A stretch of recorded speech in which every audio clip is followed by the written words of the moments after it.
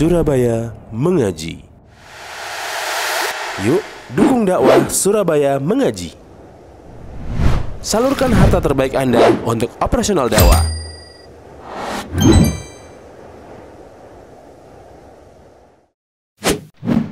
SM Store, amanah dalam muamalah.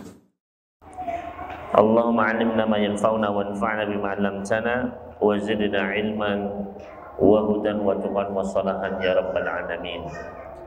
Bapak Ibu sekalian, kaum muslimin muslimat, jamaah Masjid Said Al-Hikmah rahimani wa rahimakumullah. Alhamdulillah, kita bersyukur kepada Allah Subhanahu wa taala yang masih memberikan kepada kita sekalian panjang usia sehingga kita masih bisa hadir pada malam hari ini dalam rangka untuk talabul ilmi tafaqquh fiddin.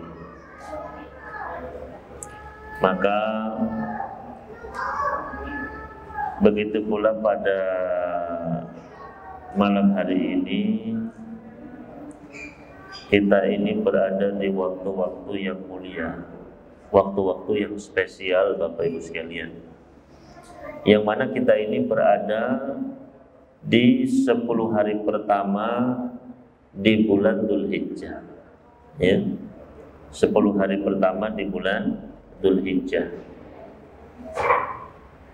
yang mana 10 hari ini adalah diagungkan oleh Allah Subhanahu wa taala, diagungkan oleh Rasulnya alaihi salatu wassalam, dimuliakan oleh para sahabat, para tabi'in, tabi'ut tabi'in, dan para ulama kita. Di antara keistimewaan 10 hari pertama di bulan Dzulhijjah ini Bapak Ibu sekalian, yaitu Allah Subhanahu wa taala bersumpah di dalam Al-Qur'anul Karim dengan 10 hari ini. Allah berfirman, wal fajri wa layalin 'ashr, demi fajar dan demi malam yang 10. Kata Ibnu Abbas radhiyallahu ta'ala anhuma, demi fajar ai fajrun nahar, yaitu fajar ketika datangnya siang hari. Wa layalin 'ashr, demi malam yang 10, kata beliau, artinya adalah Asyrul Adha, yaitu 10 hari menjelang Idul Adha. Oleh karena itu 10 hari ini Bapak Ibu sekalian adalah hari-hari yang spesial, sampai-sampai Allah agungkan dengan bersumpah di dalam Al-Quranul Karim. Begitu pula Nabi SAW pernah bersabda, ma min ayyamin al-amalu salihu fiha ahabbu ilallah min hadhil ayyam, yakni al-ashr. Tidak ada hari-hari yang mana amal-amal soleh yang dilaksanakan di dalamnya lebih Allah cintai daripada hari-hari ini, yaitu 10 hari pertama di bulan Dzulhijjah. Para sahabat pun bertanya, qalu ya Rasulullah, walal jihadu fisabilillah. Wahai Rasulullah, apakah jihad di jalan Allah juga kalah dengan amal-amal soleh di 10 hari ini? Maka Nabi sallallahu alaihi wasallam menjawab, walal jihadu fisabilillah, bahkan jihad di jalan Allah pun kalah. Ya. Artinya amal-amal soleh, sekecil apapun di 10 hari itu Allah cinta sekali, Allah senang sekali, dibanding dengan amalan sebesar apapun di luar 10 hari ini. Bahkan jihad tadi perbandingannya. Illa, kecuali kata Nabi sallallahu alaihi wasallam, rajulun kharaja bi nafsihi wa malih wa lam yarji min dzalika bi syai', kecuali seorang lelaki yang dia keluar berperang membawa nyawanya, membawa hartanya, tapi pulang tanpa membawa satu pun dari keduanya, alias meninggal di medan perang, baru itu lebih Allah cintai. Ya. Maka 10 hari ini Bapak Ibu, detik-detik ini, menit-menit ini, hari-hari ini adalah hari-hari yang sangat dicinta oleh Allah Subhanahu wa taala, lebih daripada hari-hari lainnya. Dan amal soleh sekecil apapun itu lebih Allah cintai daripada amalan sebesar apapun di luar 10 hari ini.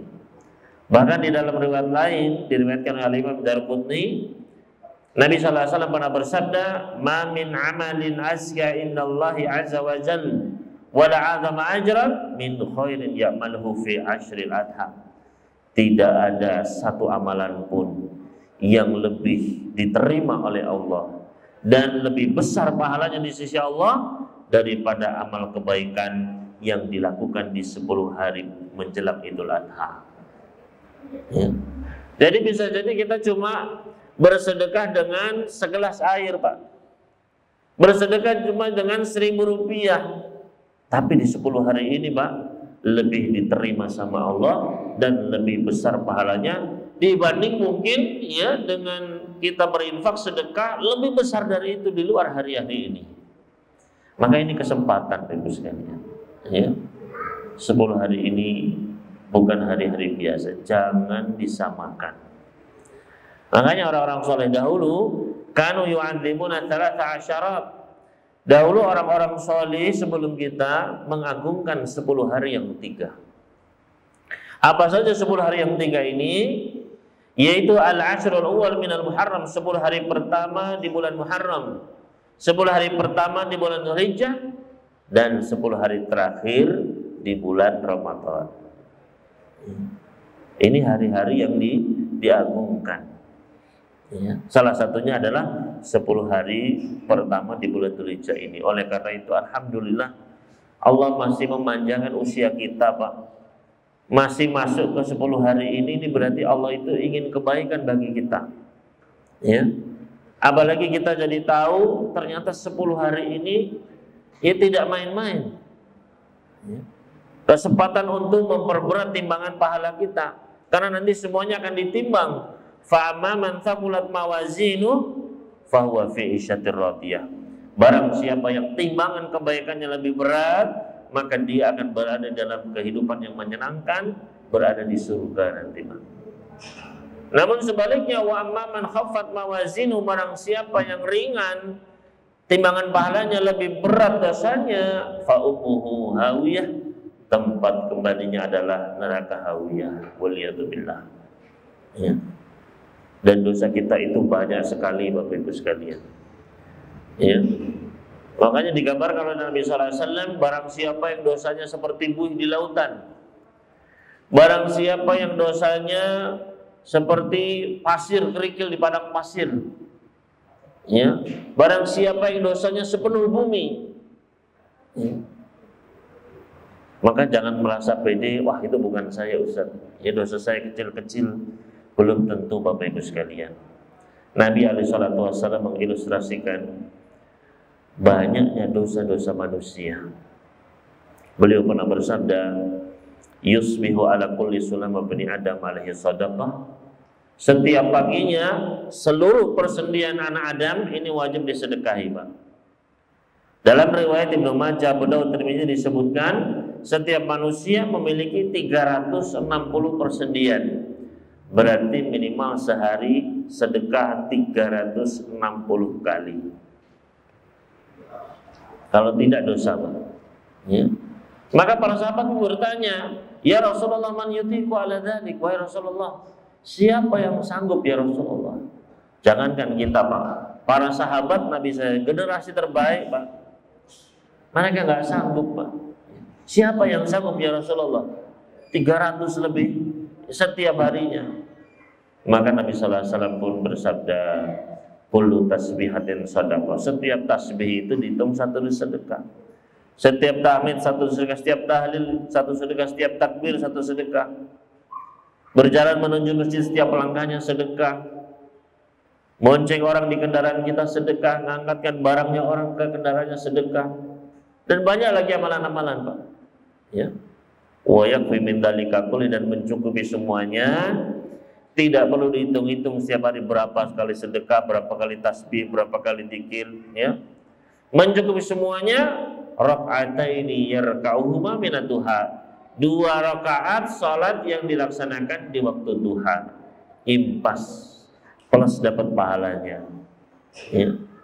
Nah, substansi dari hadis ini, Bapak Ibu sekalian, kalau seorang hamba itu kurang dzikirnya, kurang bersyukurnya, kurang sedekahnya, maka dia memproduksi 300 lebih dosa, Pak. Ya.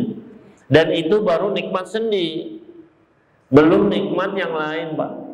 Ya. Nikmat mata ini luar biasa, Pak. Ya, 2 mata ini, kata Nabi SAW, ada seorang ahli ibadah didatangkan di hari kiamat. Kemudian kata Allah Subhanahu Wa Taala, masukkan hambaku ini ke surgaku dengan rahmatku. Maka si hamba ini pun dengan pedenya mengatakan, wa bi amali, dan dengan amal-amal saya ya Allah. Dia merasa amalnya sudah banyak, Pak, bisa membeli surga. Apa kata Allah Subhanahu Wa Taala? Oh, dengan amalmu, kalau gitu tunggu dulu. Coba ditimbang. Amal-amalnya ditimbang dengan sebelah matanya, 1 mata saja, Pak. Ya. Maka seluruh amal hidupnya ditimbang dengan 1 mata, nikmat 1 mata, Pak. Ternyata rajahatil ain, mata itu lebih berat. Ya. Nikmat 1, apalagi kita punya 2 mata, Pak. Ya. Makanya kata Nabi SAW, seandainya, ya, seandainya ada, tapi nggak mungkin ada, Pak. Ya, kata beliau, seandainya ada seseorang manusia yang semenjak keluar dari perut ibunya langsung kharra sajidan lillah, langsung sujud, Pak. Begitu lahir, ya, langsung pluk sujud, Pak. Sampai dia tua meninggal dunia, terus sujud, Pak. Ya. Apa kata Nabi sallallahu alaihi wasallam? Lastasgharahu yaumal qiyamah. Dia akan anggap amalnya itu kecil, kurang, nggak ada apa-apanya di hari kiamat, Pak. Ya. Dibanding dengan apa? Nikmat-nikmat Allah yang Allah berikan kepadanya. Ya. Artinya substansinya adalah, ya, manusia itu, Pak, banyak sekali dosanya kita memproduksi setiap harinya. Ya. Dan jangan dianggap dosa-dosa itu kecil-kecil, Pak, seperti kerikil begitu, enggak. Dosa manusia itu bisa sebesar gunung, Pak. Nabi sallallahu alaihi wasallam memberikan ilustrasi, Pak, tentang besarnya dosa manusia. Kata Nabi sallallahu alaihi wasallam, "Man iktana kalban min ghairi dhirin wala hardin." Barang siapa yang memelihara anjing bukan untuk menjaga ternaknya, bukan ditaruh di kandang, Pak, ya. Bukan juga untuk menjaga tanaman pertaniannya di ladangnya, bukan, Pak, ditaruh di rumah, ya. Maka barang siapa yang memelihara anjing di rumahnya, yanqusu min ajri kulli yaumin qirat, berkurang pahalanya setiap hari 1 qirat. Jadi dosanya itu berapa, Pak? 1 qirat. 1 qirat itu sebesar apa sih, Pak? Kata Nabi sallallahu alaihi wasallam, asgharuha mislu Uhud. 1 qirat itu minimal seperti gunung Uhud. Ya. Kalau bapak-bapak yang sudah pernah haji atau umroh, ya, melihat gunung Uhud itu besar sekali, Pak. Nggak mungkin kita gendong, Pak. Nggak akan kuat. Ya. Itu minimalnya, Pak. Bisa seperti Bromo, bisa seperti, ya, gunung-gunung yang ada di Indonesia sini, Pak. Ya. Padahal itu adalah dosa memelihara anjing, Pak. Ya. Yang, ya, anjing itu kita pelihara, kita sampoin, ya, Pak, ya. Kita mandikan, kita taruh di rumah, nggak ganggu orang sama sekali. Itu saja setiap hari 1 gunung dosanya, Pak. Ya. Bayangkan dengan dosa kita menyakiti tetangga kita, dosa kita menghina teman sekantor kita, ya. Dosa kita mendolimi, ya, sesama, ya, manusia. Maka itu bisa bergunung-gunung dosanya, Bapak Ibu sekalian. Kita memukul, kita memaki di jalan, menyenggol orang, ya, mendolimi orang, ya. Wah, itu bisa bergunung-gunung dosanya, Pak. Ya. Belum lagi dosa-dosa besar seperti riba, zina, ya, ghibah, ya, minum khamr dan lain sebagainya, Pak. Maka dosa manusia itu banyak sekali. Ya. Maka jangan merasa, wah, saya ini sedikit dosa-dosanya. Belum tentu, Bapak Ibu sekalian. Ya. Oleh karena itu apa? Ini kesempatan, Bapak Ibu sekalian. 10 hari ini, ayo kita manfaatkan baik-baik untuk memperbanyak timbangan pahala kita. Jangan disamakan dengan hari-hari lainnya. Ini hari-hari spesial, khususnya nanti tanggal 9, Pak. Ya, tanggal 9 Dzulhijjah yang dikenal dengan nama hari apa? Hari Arafah. Ya. Hari Arafah. Ya. Sehari sebelum Idul Adha. Maka kalau bisa di situ berpuasa, Pak. Ya, jangan sampai kelewat. Kata Nabi sallallahu alaihi wasallam, siyamu yaumi Arafah, puasa pada hari Arafah, inni ahtasibu 'ala Allah an yukaffira sanata allati qablahu wa sanata allati ba'dahu. Puasa pada hari Arafah, saya mengharapkan ganjaran dari sisi Allah bisa menggugurkan dosa setahun sebelumnya dan dosa setahun setelahnya. Ya, jadi dosa yang berbondong-bondong itu bisa dikurangi, Pak. Ya. Agak bagus sekalian, rahimani wa rahimakumullah. Ya, ini sebagai motivasi bagi kita sekalian. Alhamdulillah pada malam hari ini kita bisa bermajelis di sini, duduk ya dalam majelis seperti ini majelis yang luar biasa. Ya, majelis zikir yang para malaikat datang di majelis-majelis seperti ini, Pak. Ya, mereka meletakkan sayap-sayap mereka sampai ke langit sana. Ya. Mudah-mudahan kita sekalian ya mendapatkan keutamaan dari majelis kita ini. Allahumma amin. Ya. Dan untuk tema kita pada malam ini, Bapak Ibu sekalian, yaitu kita akan membahas, kalau pada pertemuan pertama kita sudah membahas tentang kewajiban suami terhadap istri, maka pada malam hari ini adalah kita akan membahas tentang kewajiban istri terhadap suami ya dan anak-anaknya.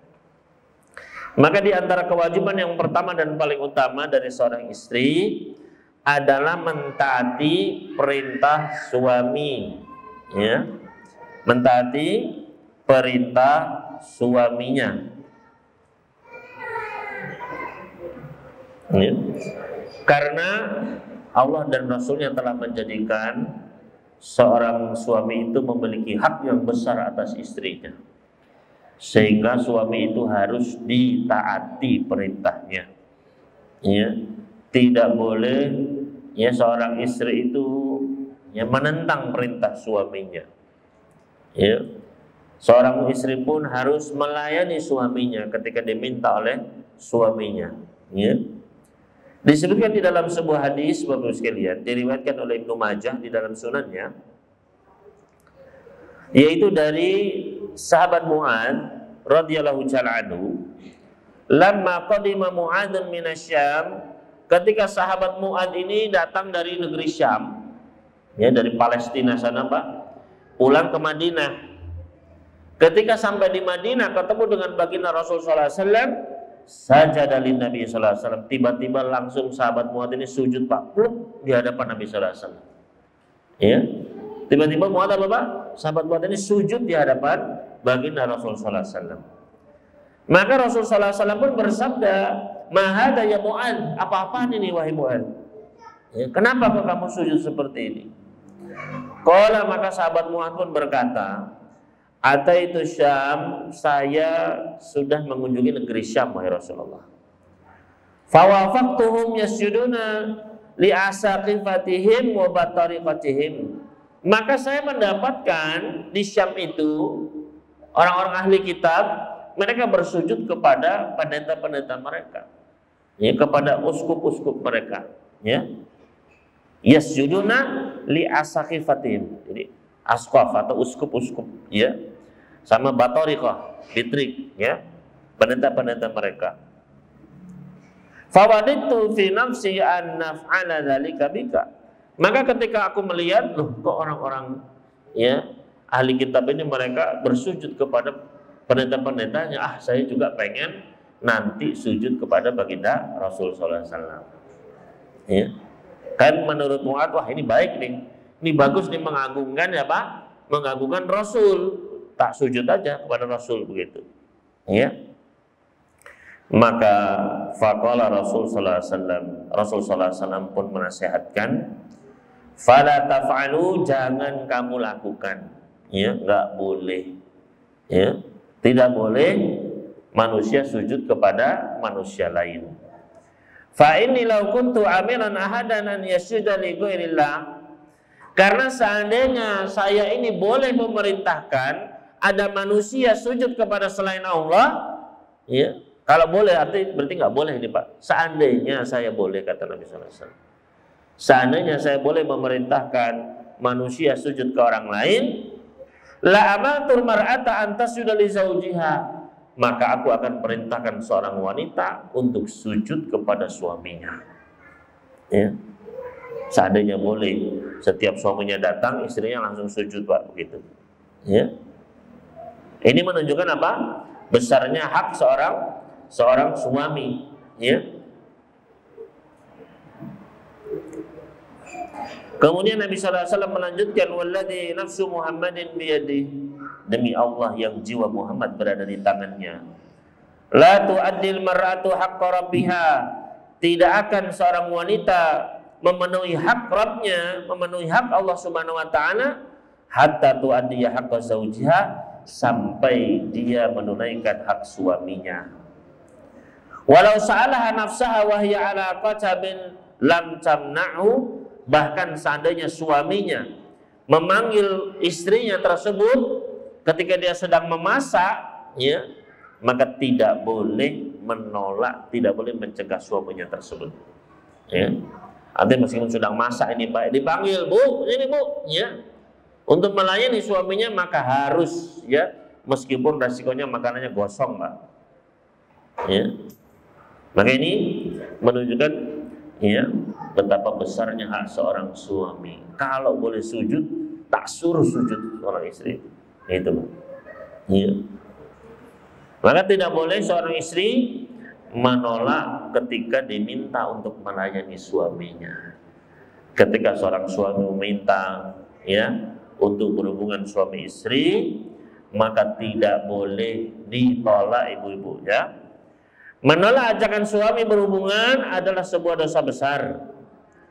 Di dalam hadis sahih riwayat Bukhari dari sahabat Abu Hurairah radhiyallahu ta'ala anhu, Nabi sallallahu alaihi wasallam pernah memperingatkan, idza da'a ar-rajulu imra'atahu ila firasyih, apabila seorang lelaki mengundang istrinya ke keranjangnya, fa'abat antajia, ternyata istri tersebut menolak untuk melayani suaminya, la'anat hal malaikatu hatta tusbiha, maka para malaikat melaknat sang istri sampai pagi hari. Ya. Maka ini, ya, peringatan jangan sampai menolak, ya, ketika suami itu meminta Pak. Ya. Karena sekali lagi istri mentaati perintah suami itu hukumnya wajib. Ya. Oleh karena itu ketika seorang istri dia berpuasa sunnah Pak, diperintahkan oleh suaminya batal, maka harus batal Pak. Karena puasa sunnah hukumnya sunnah, sedangkan perintah suami itu hukumnya wajib. Ya. Maka disinilah pentingnya kita memahami, berilmu sebelum berbuat, berucap. Ya. Dan ketika seorang istri mentaati suaminya, itu pahalanya besar Bapak Ibu sekalian. Jangan disangka tidak ada pahalanya, karena hukumnya wajib, dan sesuatu yang wajib itu pahalanya besar di sisi Allah. Ya. Makanya kata Nabi SAW di dalam hadits qudsi, wa ma taqarraba ilayya 'abdi bi syai'in ahabbu ilayya mimma aftaratu alaihi, dan tidaklah hambaku mendekatkan dirinya kepadaku dengan amalan yang lebih aku cintai daripada apa-apa yang sudah aku wajibkan atas dirinya. Jadi amalan yang wajib itu, ya, lebih Allah cintai, lebih besar pahalanya Pak. Maka termasuk mentaati suami tadi Pak. Ya. Oleh karena itu disebutkan dalam sebuah hadis dari Abu Sa'id Al-Khudri, beliau menceritakan, ja'at imra'atu Safwan ibn Mu'attal ila Nabi sallallahu alaihi wasallam wa nahnu indah. Pada suatu hari, istri dari seorang sahabat yang bernama Safwan bin Mu'attal, ya, istrinya datang kepada baginda Nabi sallallahu alaihi wasallam. Dan saat itu kami sedang berada di sisi baginda Nabi sallallahu alaihi wasallam. Kemudian istrinya Safwan ini pun berkata, ya Rasulullah, inna zawji Safwan bin Mu'attal yadribuni idza shallaitu. Wahai Rasulullah, sesungguhnya suami saya, yaitu Safwan bin Mu'attal, itu kalau saya sholat saya dipukuli. Ya. Kalau saya sholat dipukuli. Ya. Ini kan kalau kita dengar Pak, waduh, kok, ya, sholat dipukuli Pak. Ya. Nah, dalam masalah keluarga seperti ini, Pak, jangan terburu-buru menghukumi, Pak. Ya. Wa yufattirnu idza sumtu.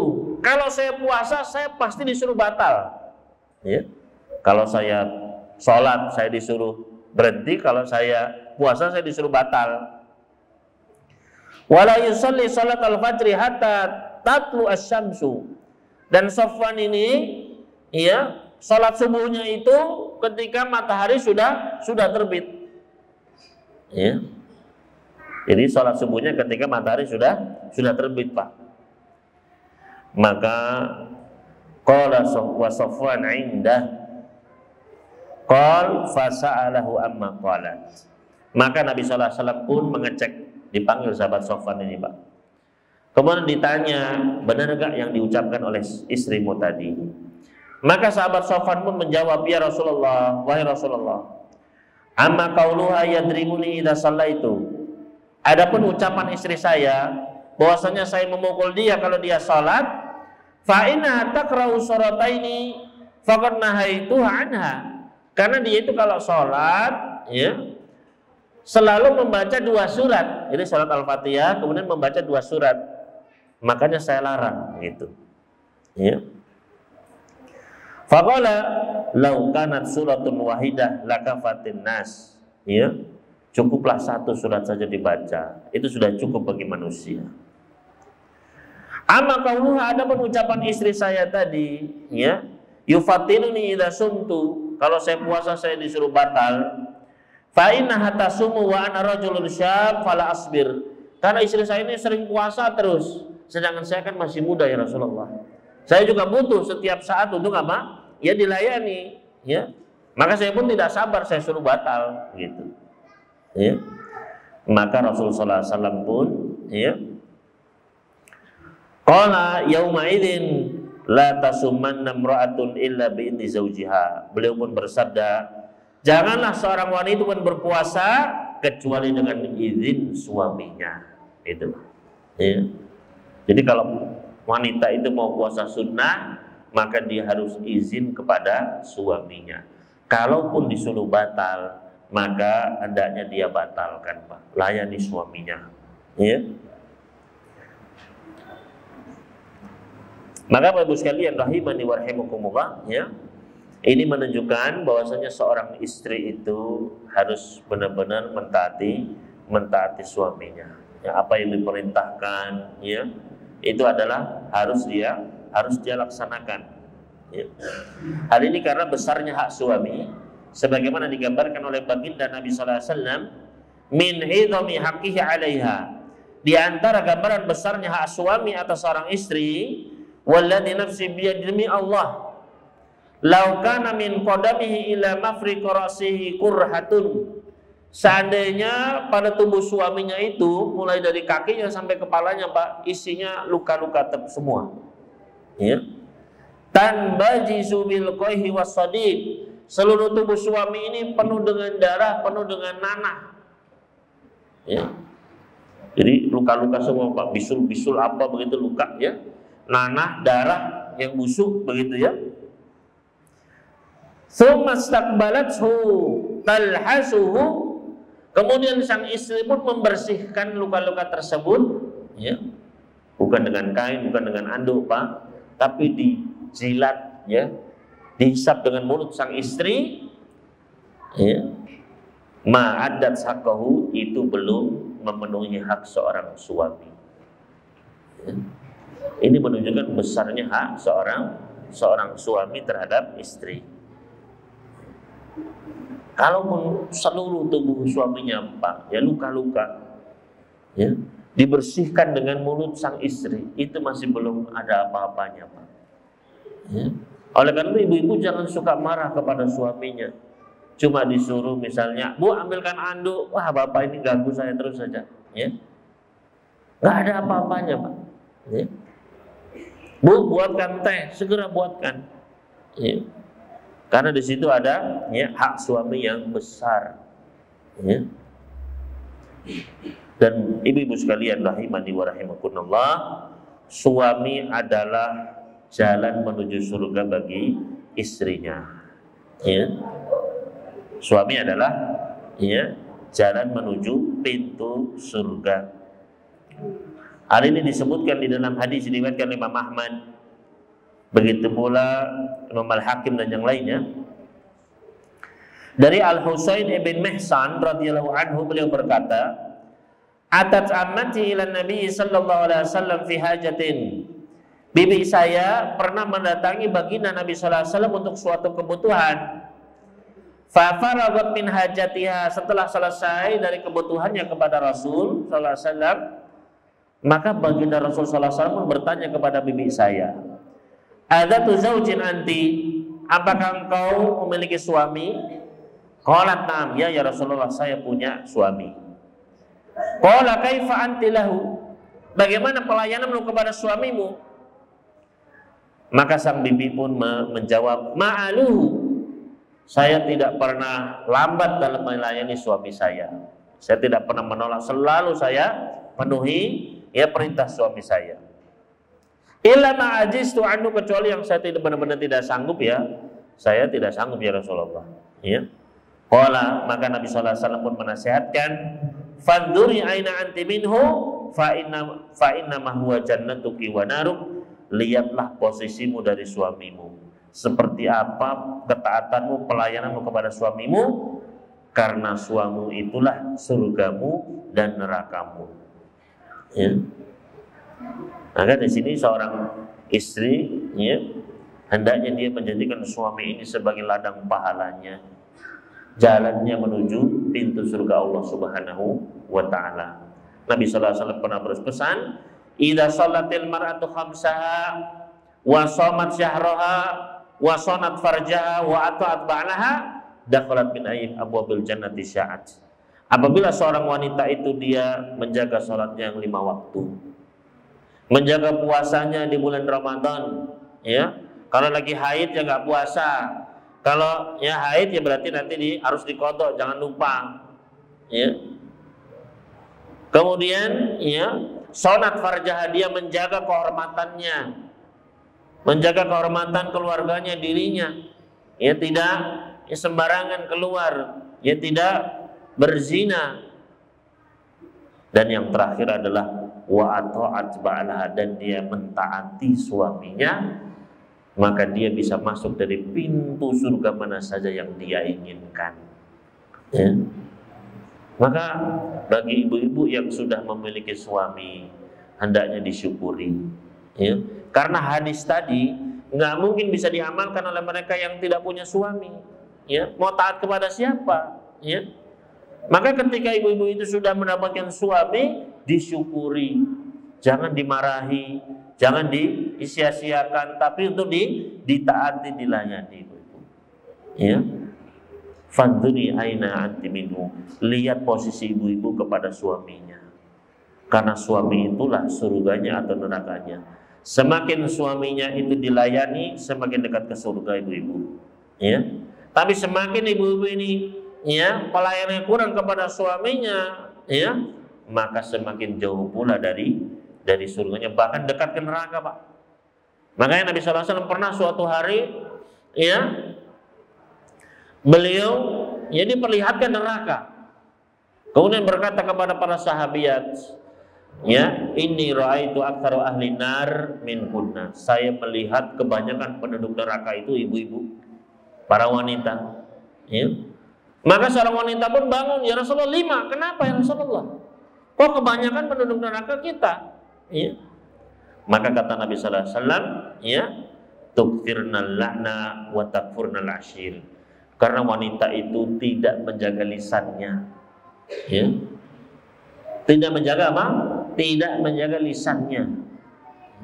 Wa takfurnal ashir, dan kalian itu kufur terhadap suami. Ya. Seorang suami sudah mengorbankan banyak, ya, tapi dibilang tidak pernah ada kebaikan suami saya itu. Ya. Maka Bapak Ibu sekalian rahimani wa rahimakumullah, ya. Ini nasihat dari baginda Rasul sallallahu alaihi wasallam. Maka sering saya nasihatkan, ya, seorang istri dia harus taat ya kepada suaminya, ya. Namun juga banyak yang keliru, Pak, ya.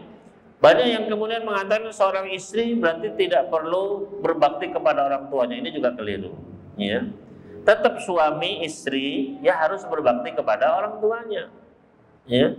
Seorang istri, ya, meskipun dia sudah menikah, dia tetap wajib untuk berbakti kepada orang tuanya. Namun ketaatannya, baktinya paling utama adalah kepada suaminya. Ya. Maka bagaimana seorang istri ini mendukung suaminya agar suaminya ini menjadi anak berbakti kepada ayah ibunya, begitu pula seorang suami harus mendukung istrinya bagaimana agar istri ini menjadi anak yang berbakti kepada ayah ibunya. Begitu. Jangan justru saling menghambat, ya. Sang istri malah menghalang-halanginya. Ya, suaminya ingin memberi ya bantuan harta kepada ayah ibunya, dicegah, ya, dimarahi, ya. Ini ya perlu dikoreksi. Begitu pula seorang suami ketika istri mau membantu ayah ibunya, ya, maka bantu. Ya. Karena dengan harapan apa? Ketika ya suami kita menjadi anak yang berbakti, maka mudah-mudahan suami kita itu bisa masuk melalui pintu surga dan bisa menyeret keluarganya juga semuanya ikut masuk ke dalam surga. Begitu pula ketika seorang istri yang menjadi anak yang berbakti, maka dia pun bisa ya membantu untuk sama-sama masuk ke dalam surganya Allah Subhanahu wa taala. Ya. Maka ini ya, karena banyak yang keliru berarti anak itu, seorang istri itu nggak boleh berbakti kepada orang tua. Salah. Ya. Seorang istri pun tetap berbakti kepada ayah ibunya dan seorang suami pun harus mendukungnya. Ya. Begitu pula seorang istri harus mendukung suaminya berbakti kepada ayah ibunya, jangan dihalang-halangi. Ya. Kemudian di antara kewajiban lainnya seorang istri, yaitu hendaknya dia menjaga kehormatan dirinya. Ya. Jangan sampai ya seorang istri kemudian ya banyak sekarang kasus Bapak Ibu sekalian, ya. Dia keluar ya, kemudian akhirnya ya berhubungan dengan laki-laki lain, waliyadzubillah. Ya. Nabi SAW pernah memperingatkan, salah satu la tas'al anhum, ada 3 golongan yang tidak akan ditanya mereka oleh Allah Subhanahu wa taala. Yaitu rajulun faraqal jamaah, itu seseorang yang dia keluar dari kelompok kaum muslimin, ya. Wa asa imamahu, dan memberontak kepada pemimpinnya. Ini tidak boleh. Ini prinsip Ahlussunnah wal Jamaah. Kita tidak boleh memberontak dari pemerintah yang sah, ya. Harus taat kepada pemerintah yang sah, kepada ya presiden kita. Wa mata asian, dan kalau meninggal ya maka dia meninggal dalam keadaan bermaksiat kepada Allah. Ini golongan pertama, ya. Golongan yang kedua, wa amatun aw abdun abaqa famata, yaitu budak laki-laki atau wanita yang dia kabur dari pemiliknya kemudian meninggal dunia. Ini golongan kedua. Dan yang ketiga, wa imra'atun ghaba anha zawjuha, seorang istri yang suaminya sedang keluar, ya, sedang pergi, sedang tidak di sisinya. Qad kafaha mu'natad dunya, yang mana suaminya ini sudah memenuhi nafkah, ya, kebutuhan dunia sudah dipenuhi, Pak. Sudah diberikan rumah tempat tinggal, yang makanan, pakaian, ya, sudah dicukupi. Fatabarrajat ba'daha, ternyata sang istri ini justru berdandan, ya, untuk lelaki lain. Dilihat sama orang-orang yang tidak boleh melihat kecantikannya. Fala tas'al anhum, jangan tanya tentang mereka ini. Ya. Maka ini ancaman dari baginda Rasulullah SAW, ya, bagi seorang istri hendaknya dia menjaga kehormatannya, ya, karena dirinya adalah milik suaminya, ya, dipersembahkan hanya untuk suaminya. Jangan justru mencari apa, ya, pandangan-pandangan dari lelaki-lelaki lain, ya. Allah Subhanahu wa taala menasihatkan di dalam Al-Qur'anul Karim surat An-Nisa ayat ke-34, ya, nasihat untuk ibu-ibu, ya. Kata Allah Subhanahu wa taala, fasalihatu qanitatun hafizatun lil ghaibi bima hafizallah. Sebab itu maka wanita-wanita yang salehah adalah yang taat kepada Allah, lagi memelihara dirinya ketika suaminya tidak ada. Oleh karena itulah Allah memelihara mereka. Ya. Maka jagalah ibu-ibu, ya, ketika tidak ada suami, ya, maka ya janganlah kemudian, ya, sekarang ini banyak fitnah melalui media sosial, Pak. Ya. Meskipun istri itu di rumah, tapi dia bisa berhubungan dengan laki-laki lain melalui gadgetnya, ya.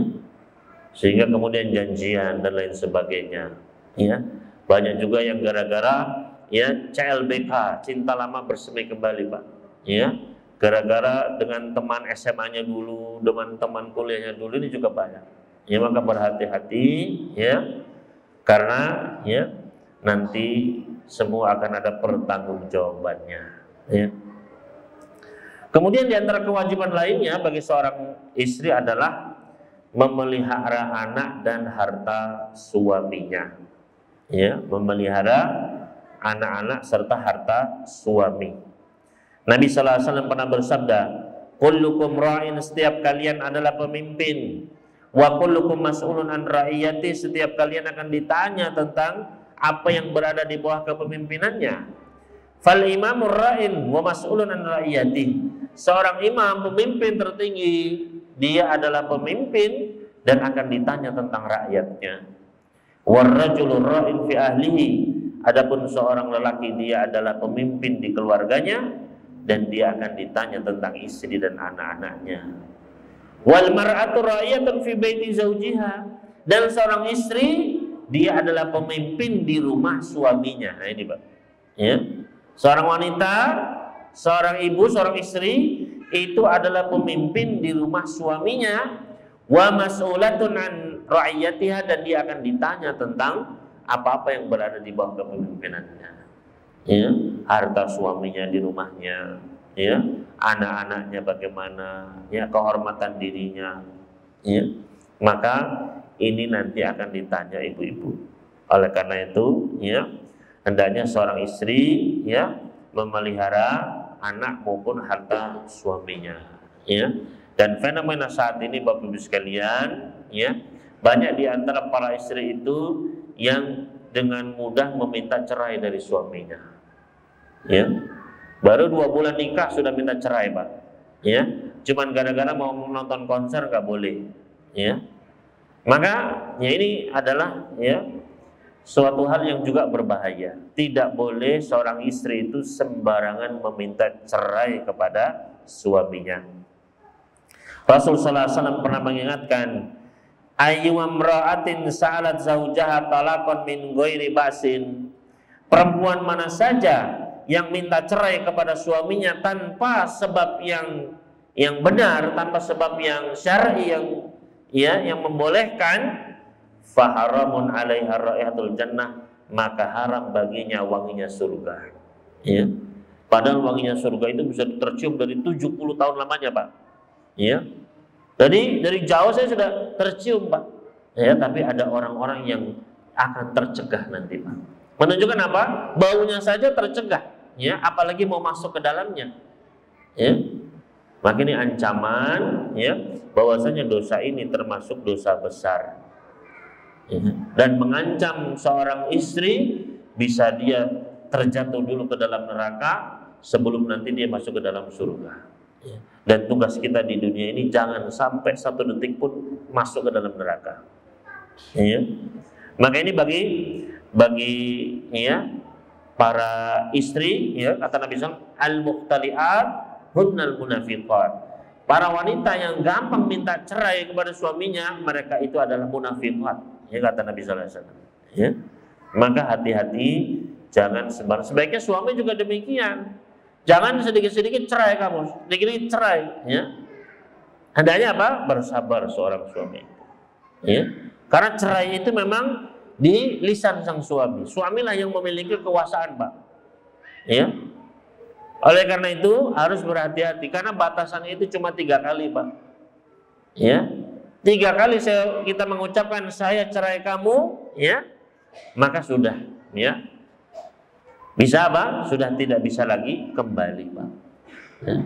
Dan ini banyak terjadi di masyarakat kita, ya. Ustaz, suami saya sudah bolak-balik ya menceraikan saya. Waduh, ya.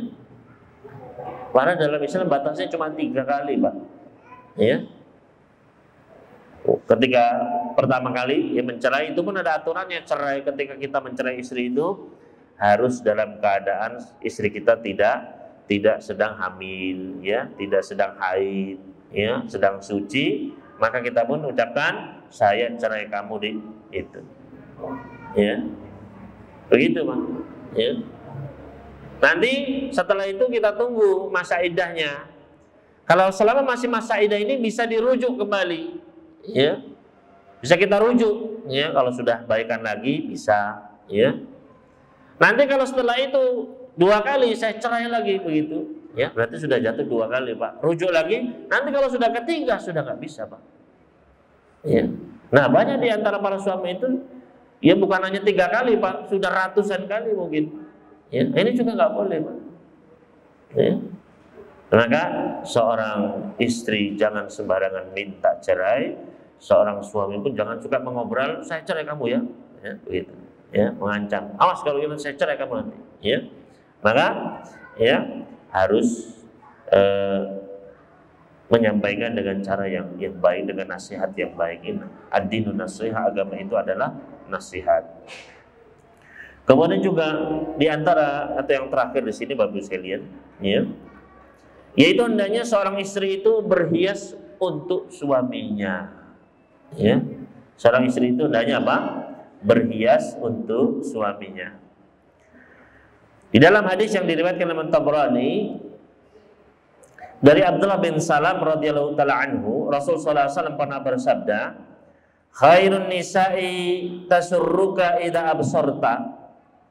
Sebaik-baik wanita adalah yang menyenangkanmu apabila engkau melihatnya. Wa tu'tiyaka idza amarta, dan menaatimu ketika kamu memerintahkannya. Wa tahfadhu ghaibataka fi nafsiha wa malika, dan menjaga hartamu dan kehormatannya ketika kamu tidak ada. Ini sebaik-baik wanita, kata Nabi sallallahu alaihi wasallam. Ya. Yang pertama adalah ketika kita melihatnya maka kita pun senang. Berarti wanita itu adalah wanita yang ya dia menjaga, ya, berhias untuk suaminya. Ya. Adapun sekarang justru kebalik Bapak Ibu sekalian, ya. Ketika di depan suami itu penampilannya ya jelek, ya. Ketika keluar rumah, ya, di kantornya masya Allah, itu. Ya. Begitu pula seorang suami ketika di rumah dia melihat istrinya itu ya tidak berdandan sama sekali. Sedangkan dia ketika kantor temennya wah dandan semua, Pak. Ya. Maka ya ini menjadi musibah. Sehingga banyak sekali perselingkuhan, perzinahan, ya, dengan teman sekantor, dengan tetangga, dengan ya waliyatubillah. Padahal ya zina ini adalah salah satu dosa yang sangat besar. Ya. Apalagi yang sudah menikah, maka hukumannya ya oleh Allah dan Rasulnya adalah dirajam sampai meninggal dunia, Pak. Ya.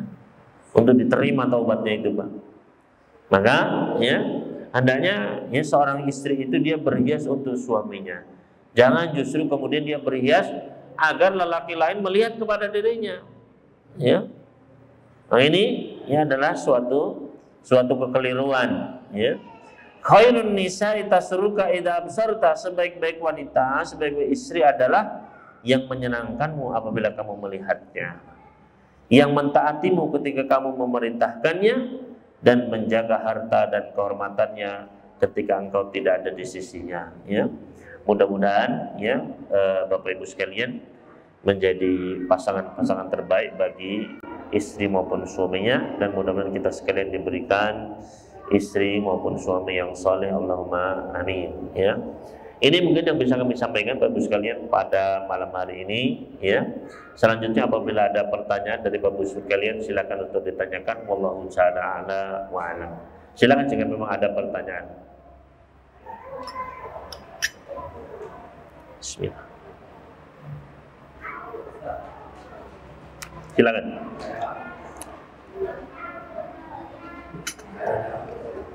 Ada seorang istri yang Iya, Pak. Suami keluar dari rumah, istri memasukkan seorang laki-laki lain.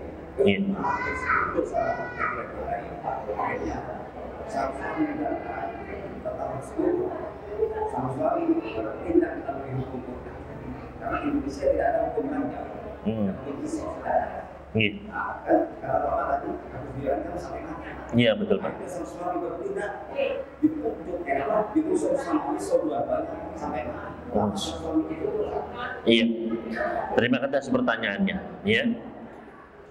Ada seorang suami istri, ya, istrinya ini membawa laki-laki lain masuk, ya, berhubungan, ya, sampai ketahuan suaminya, kemudian akhirnya dibunuh, Pak, ya, ya, sampai mati. Apakah di sini suami itu berdosa? Jawabnya berdosa, Pak. Ya, kenapa? Karena hukum rajam itu bukanlah dilaksanakan oleh pribadi-pribadi atau kelompok, ya. Tapi hukum rajam ini harus dilaksanakan oleh pemerintah, itu, ya. Kalau memang seperti kita ini pemerintah tidak melaksanakan, ya sudah, tidak, ya, tidak perlu kita melaksanakannya. Karena kalau sampai masing-masing melaksanakan, Pak, ya, akan terjadi apa? Wah, bisa bunuh-bunuhan, Pak, gitu, ya. Jadi tidak boleh melaksanakan, ya, hukum mati, ya, hukum rajam. Itu adalah kewajibannya pemerintah, bukan individu-individu, ya. Jadi tidak boleh seorang suami wah saya rajam ini, saya tusuk begitu, ini nggak boleh, Pak. Ya, jadi tidak boleh, ya. Meskipun dahulu, ya, Rasulullah SAW pernah bertanya kepada sahabat Sa'ad, ya, wahai Sa'ad, kalau kamu melihat istrimu dengan laki-laki lain, apa yang kamu lakukan? Kalau saya, Rasulullah, saya akan langsung penggal kepala laki-laki tersebut, ya. Maka para sahabat merasa, wah, kok kejam begini, begitu kan, ya. Maka kata Nabi Sallallahu Alaihi Wasallam, ana aghyaru min Sa'din, saya ini lebih cemburu daripada Sa'ad. Wallahu aghyaru minni, dan Allah lebih pencemburu daripada saya, ya. Artinya apa? Oleh karena itulah Allah Subhanahu Wa Taala, karena Allah cemburu, Pak, ya, Allah mensyariatkan agar, ya, seorang wanita itu berhijab, ya, agar, ya, suami istri itu, ya, apa namanya, atau wanita itu tidak bercampur dengan laki-laki, ya, kemudian disuruh menundukkan pandangan dan lain sebagainya. Ada syariat-syariat. Gimana, Pak? suami ini bagaimana cara baik? Iya, ketika Apa dia jelek? Apa mesti dibunuh? iya, ketika seorang suami mendapati istrinya, ya, melakukan perselingkuhan, maka dia boleh untuk menceraikan sang istri, ya, langsung cerai, tidak apa-apa, ya, karena, ya, tentu saja hal itu ada suatu alasan yang syar'i bagi suami untuk menceraikan sang istri, ya.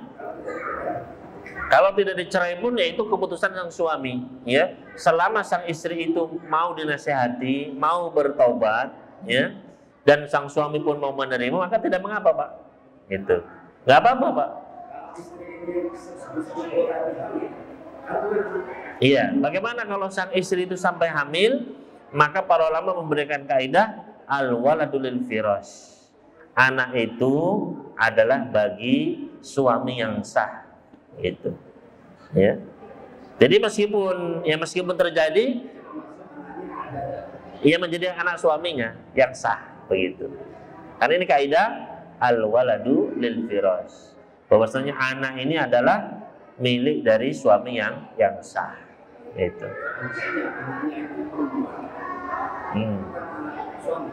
Iya. Terus waktu nikah, bapaknya di sang suami ini yang menjadi wali sah. Iya. Bagaimana, apakah ketika sang anak ini sudah besar, apakah sang ayah ini berhak menjadi wali? Jawabnya berhak, Pak. Secara hukum berhak, ya, berhak, Pak. Karena yaitu al-waladul firash tadi. Jadi sudah dinasabkan kepada ayah yang sah tadi, ya. Yaitu itu mungkin secara biologis ataupun secara genetik, ya. Tapi secara hukum, ya, maka anak tersebut boleh dinasabkan kepada ayahnya tadi, gitu. Iya, Pak. Ya, mungkin meskipun terdapat khilaf di antara para ulama, Pak, ya.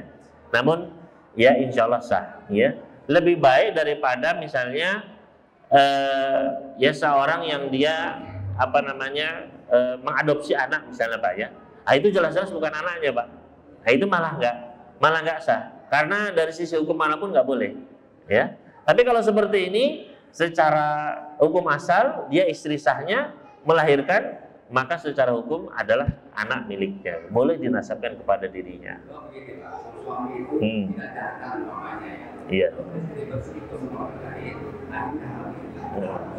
Betul.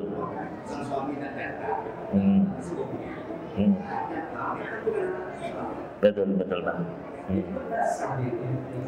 Iya, secara genetik, secara biologis bukan anaknya Pak. Tapi kalau kita bicara hukum fikih, masih ada jalan bisa begitu Pak. Secara hukum fikih Pak ya. Secara kita lihat hadisnya, secara fikihnya masih ada di antara para ulama yang menghukumi boleh begitu Pak.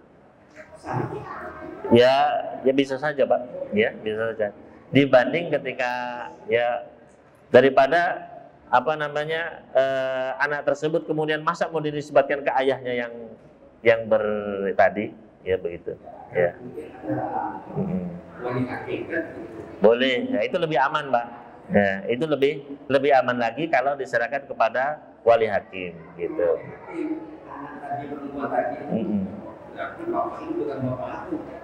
Ya begitulah Pak ya. Jadi dilihat mana yang lebih ringan mafsadatnya, tapi selama masih secara hukum masih boleh begitu Pak. Ya, artinya Pak, di antara para ulama kita masih membolehkan, masih ada dalil yang bisa menaunginya begitu. Jangan sampai. Iya itu. Wallahu ta'ala alam.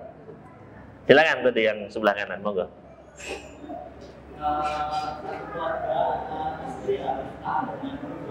Iya. Misalkan suaminya tidak benar, suaminya kemana Pak? Suaminya meninggal dunia. Iya.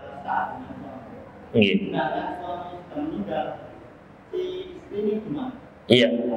Kalau iya. Tidak usah sama pemerintah. Iya. Belakangnya pemerintah itu musuh-musuhnya. Iya. Iya.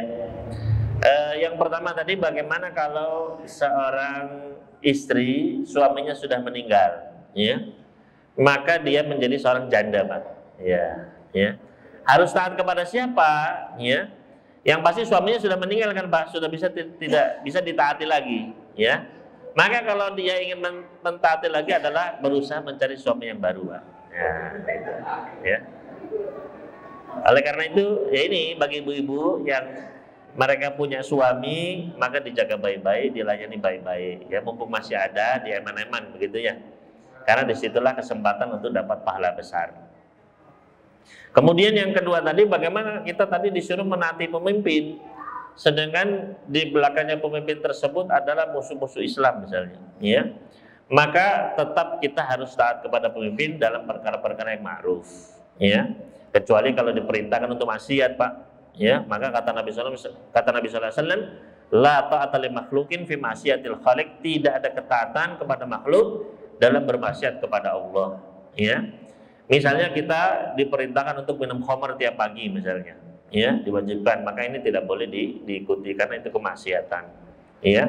Itu pun tetap dilihat mafsadat dan maslahatnya, ya. Kalaupun memang mafsadatnya lebih besar, ya, maka ya di antara ya kita kembalikan kepada para ulama kita, ya. Jadi secara asal, ya, secara asal tetap kita harus mentaati pemimpin kita, karena sehari, ya, atau 1000 tahun dengan pemimpin yang zalim masih lebih baik daripada sehari tanpa pemimpin, Pak, ya. Karena dengan adanya pemimpin meskipun zalim seperti apapun, itu masih ada keamanan, masih ada, ya, masih ada keteraturan lah. Dibanding kalau seperti di beberapa negeri, Pak, ya, misalnya di Libya sana, itu satu kota itu, ya, terbagi menjadi banyak faksi, Pak, ya. Akhirnya nggak ada masa tenang, Pak. punya mobil betul diambil sama faksi yang sana, ya. Punya anak tiba-tiba diculik sama yang, wah, jadi itu betul sekali, Pak. Ya, lebih baik 1000 tahun pemimpin zalim, ya, daripada sehari tanpa pemimpin. Ya, bisa bahaya. Ya, makanya apa yang harus kita lakukan? Banyak-banyak mendoakan untuk para pemimpin. Ya, maka ini ciri Ahlussunnah wal Jamaah, yaitu adalah senantiasa mendoakan kebaikan untuk para pemimpinnya. Ya, maka bahkan sampai kata Imam Ahmad, seandainya saya punya satu doa yang mustajabah, saya akan pakai doa tersebut untuk mendoakan pemimpin. Karena kalau pemimpinnya baik, rakyatnya akan merasakan kebaikannya. Itu. Wallahu ta'ala. Silakan. Kepala rumah tangga yang berhasil adalah kepala rumah tangga yang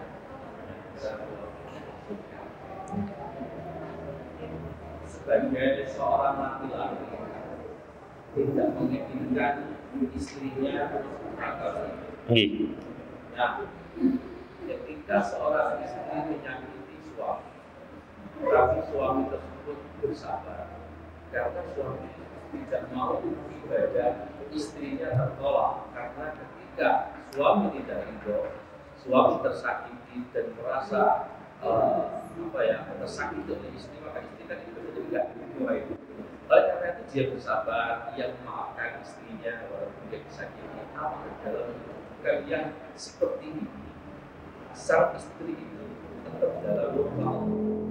Iya. Ini apa? Nih.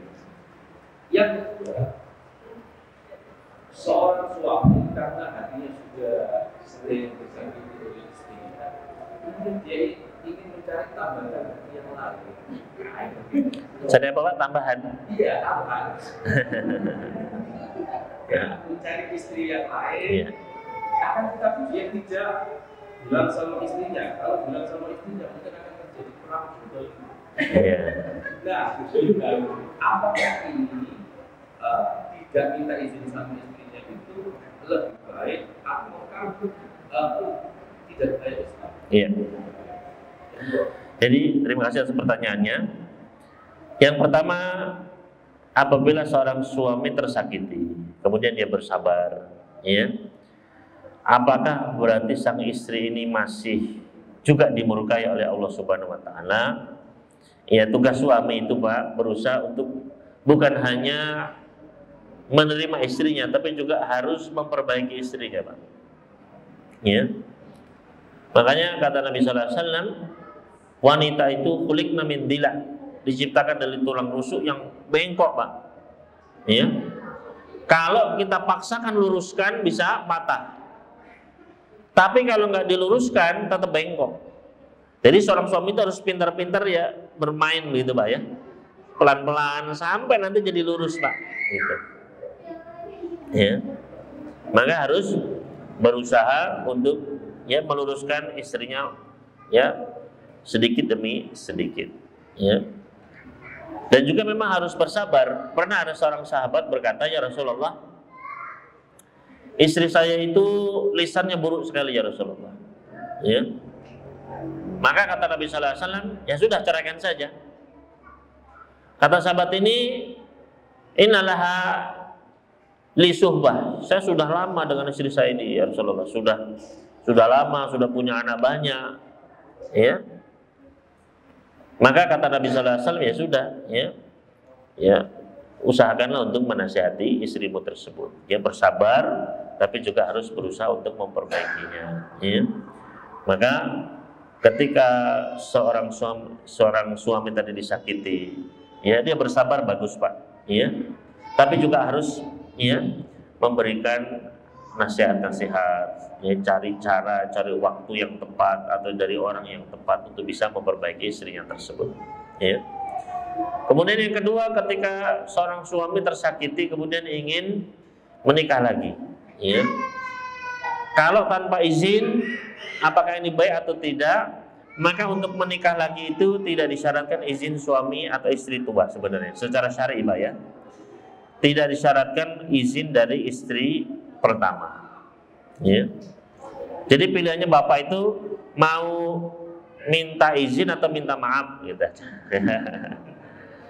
Ya, dua-duanya sama-sama berat, Pak. Ya, jadi ya, apakah mana yang lebih baik, Pak Ustadz? Ya itu kembali kepada situasi dan kondisi masalah dan mafsadat dari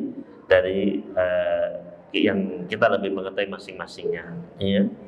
Namun memang kalau bisa, ya, apalagi istri pertama adalah seorang wanita yang soleha, ya, yang baik, ya, maka jangan sampai ya kemudian ya kita sia-siakan, ya akhirnya menjadi keluarga yang berantakan karena kita berusaha ya untuk mencari ya rumah yang baru begitu ya. Namun sekali lagi bukan juga berarti ya ini apa namanya, jangan sampai seorang wanita itu kemudian dia menentang hukum Allah Subhanahu wa taala ya. Tidak mau poligami, jangan ya. Dan insya Allah ibu-ibu di sini semuanya setuju dengan poligami ya. Insya Allah ridho semua, yang penting jangan suami saya begitu. Ya. Maka bagus sekali rahimani wa rahimakumullah ya, kalau memang ya sudah takdir Allah Subhanahu, kita tidak tahu Pak ya. Kalau memang Allah Subhanahu wa taala menakdirkan ya suami saya untuk menikah lagi, ya bagaimana lagi? Ya. Dan juga ya itu adalah sesuatu yang memang diperbolehkan ya.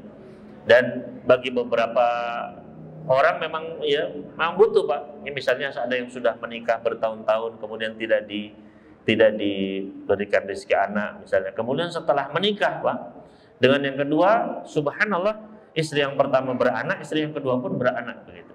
Ya. Makanya mungkin salah satu hikmahnya jangan sampai kita kemudian membenci apa yang dihalalkan oleh Allah Subhanahu wa taala. Ya, yang penting kita ya bersabar meminta mencari ridha Allah Subhanahu wa taala. Wallahu ta'ala alam. Masih ada pertanyaan lagi dari Bapak sekalian? Silakan Bapak. Kalau suami satu rumah tangga itu suaminya itu sering melaknat istrinya sampai-sampai karena masalah keluarga sudah diomongkan, tapi suami selalu mengeluarkan kata-kata kotor sampai berkali-kali mengatakan saya cerai. Setelah itu apa hubungan mereka berdua itu sah?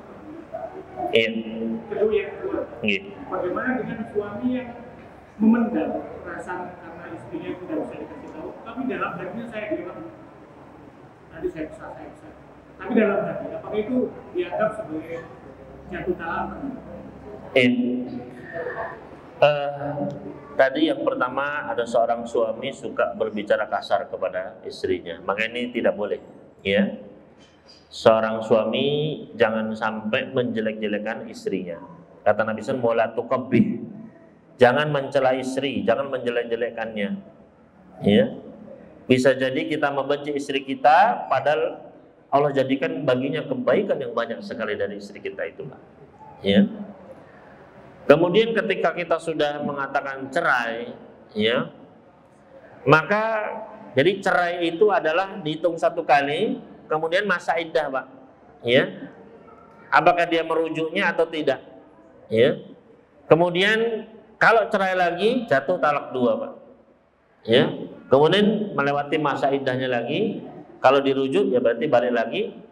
Maka kalau setelah itu talak lagi jatuh talak 3. Ya kalau sudah talak 3 maka bain sudah, ya. Maka ya tidak boleh rujuk kembali.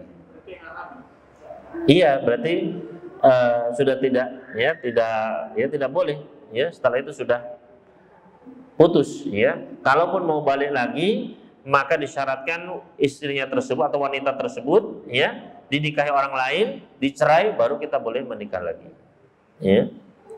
Maka ini banyak yang tidak diketahui oleh para suami, ya, sampai akhirnya bolak-balik cerai, ya, cerai rujuk, ya. Padahal batasnya itu 3 kali, ya. Namun dalam masalah ini, ya, maka kalau terjadi persengketaan, ya, maka hendaknya kembali kepada KUA, ya, kembali ke kantor urusan agama untuk mempertegas statusnya tersebut. Ya, wallahu ta'ala alam. Iya. Iya. Kalau tadi kan soal jurus, rujuk cerai, kemudian rujuk cerai sama Nggih. Tidak apa-apa, ini kata bagaimana cara rujuk. Oh, nggih. Rujuknya bagaimana cara rujuknya? Apakah perlu wali yang kabur? Ini nanti jelaskan. Oh, nggih. Tidak tahu. Iya. Jadi ketika seorang suami sudah mengatakan kepada istrinya, saya cerai kamu, ya, dengan lafadz yang sharih ya, tegas, saya cerai kamu. Tapi kalau lafadznya itu bentuknya kinayah, misalnya pulang kamu ke rumah orang tuamu, nah ini harus dipertegas, kamu ini maksudnya cerai atau enggak? Oh enggak kok, saya bukan cerai. Oh berarti ya belum jatuh berarti, ya. Tapi kalau lafadznya tegas, saya talak kamu, saya cerai kamu, ya, maka saat itu jatuh, Pak. Ya. Nah setelah itu menunggu masa iddah 3 kali haid. Ya. Nah ketika masa iddah ini, ya kalau suami itu merujuknya, ya, maka tetap menjadi istrinya dan masih menjadi istrinya nih Pak, ya, maka tidak jadi berpisah begitu. Ya. Bagaimana cara seorang suami rujuk dengan istrinya? Para ulama berbeda pendapat. Ada yang harus berhubungan suami istri, ya. Ada yang mengatakan tidak perlu. Ya pokoknya sudah baikan lagi itu berarti sudah rujuk begitu. Ya, dan ini yang lebih rajih, ya ketika seorang suami sudah berbaikan ya dengan istrinya, maka saat itu sudah rujuk, sudah menjadi ya tidak menjadi pisah begitu. Wallahu ta'ala. Ya. Mungkin ini bagus sekali yang bisa kita bahas pada malam hari ini, ya kurang lebihnya mohon maaf, dan kita tutup dengan doa kepada Allah Subhanahu wa taala. Alhamdulillahirabbil alamin wassalatu wassalamu ala nabiyyina Muhammad wa ala alihi washabihi ajmain. Allahumma ighfir lana dzunubana wastur uyubana fid dunya wal akhirah. Allahumma aslih lana dunyana allati fiha ma'ashuna wa aslih lana dinana alladhi huwa ismatu amrina wa aslih lana akhiratana allati fiha ma'aduna waj'alil hayata ziyadatan lana fi kulli khair waj'alil mauta rahatan lana min kulli syarr. Allahumma inna nas'alukal jannah wa na'udzu bika minan nar. Rabbana taqabbal minna innaka antas samiul alim wa tub 'alaina innaka antat tawwabur rahim. Rabbana atina fid dunya hasanah wa fil akhirati hasanah wa qina adzabannar. Wa sallallahu ala nabiyyina Muhammad wa sallama alal mursalin walhamdulillahi rabbil alamin. Subhanakallahumma wa bihamdik asyhadu an la ilaha illa anta astaghfiruka wa atubu ilaik. Wassalamualaikum warahmatullahi wabarakatuh.